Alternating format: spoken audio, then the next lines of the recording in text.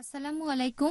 ওয়ালাইকুম আসসালাম রহমতুল্লাহি ওয়া বারাকাতুহু। একজন লোক যদি রেজিস্ট্রি করে বিয়ে করে কোনো অমুসলিমকে, সে কি জাকাত দিতে পারবে? সেই টাকা কি গ্রহণযোগ্য হবে? বোন, আপনি প্রশ্ন করলেন যে একজন মুসলিম রেজিস্ট্রি করে বিয়ে করেছে এক অমুসলিমকে, সেই মুসলিমের জাকাত গ্রহণযোগ্য হবে কিনা। যদি একজন মুসলিম বিয়ে করে কোনো অমুসলিমকে, যদি শরিয়ায় অনুমতি না থাকে, মুসলিম অমুসলিমের বিয়েকে শরিয়া অনুমতি দেয় না। কোনো মুসলিম যদি অমুসলিমকে বিয়ে করে, যেটা করা উচিত না, তাহলে সেটা হবে সেই মুসলিমের একটা ভুল কাজ, এটা হারাম। তবে কেউ একটা কাজ করলো হারাম, তার মানে এই না যে তার দ্বিতীয় কাজটাও গ্রহণযোগ্য হবে না। সেটা নির্ভর করবে আল্লাহ তাআলার উপর। ধরেন এক লোক অ্যালকোহল বিক্রি করে, কাজটা হারাম।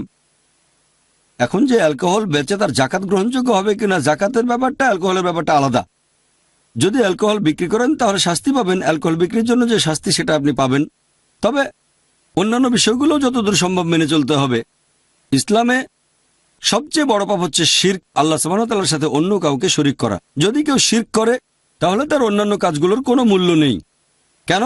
শিরক করা সবচেয়ে বড় পাপ, আল্লাহ কখনোই ক্ষমা করবেন না। যদি কেউ শিরক করে, আল্লাহ পবিত্র কোরআনে বলেছেন সূরা নিসা অধ্যায় নম্বর 4 আয়াত নম্বর 48, এছাড়াও সূরা নিসা অধ্যায় 4 আয়াত 116, আল্লাহ চাইলে যে কোনো পাপ ক্ষমা করতে পারেন, তবে শিরক করাকে কখনোই ক্ষমা করবেন না। যদি কেউ মারা যায় মুশরিক হিসেবে, তার অন্যান্য সব কাজ মূল্যহীন।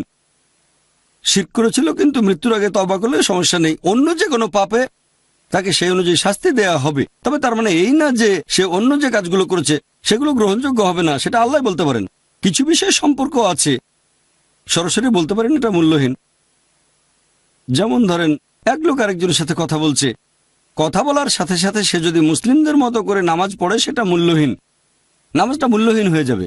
এই কাজগুলো সম্পর্কিত, নিশ্চিতভাবে বলতে পারেন না এটা মূল্যহীন। তবে যদি সম্পর্ক না থাকে তাহলে সে ভালো কাজের পুরস্কার পাবে, আর যদি ভুল করে থাকে তাহলে শাস্তি পাবে। আশা করি উত্তরটা পেয়েছেন। ثم تولوا عنه وقالوا معلم مجنون إنا كاشف العذاب قليلا إنكم عائدون يوم نبطش البطشة الكبرى إنا منتقمون ولقد فتنا قبلهم قوم فرعون وجاءوا رسول